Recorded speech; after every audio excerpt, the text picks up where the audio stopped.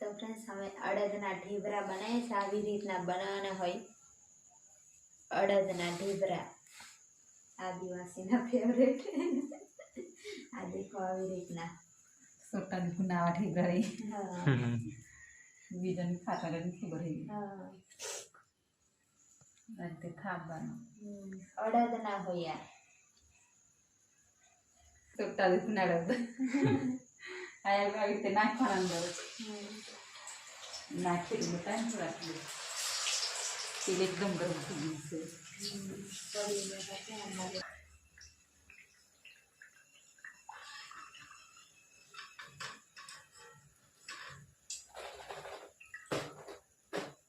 છે બની જાય ખાવાના તૈયાર થઈ જાય હાવ હા કેવો મસ્ત અવાજ આવે નહીં આદિવાસી થેપલું બનાવવા હા અને આ સાઈડ હવે બને છે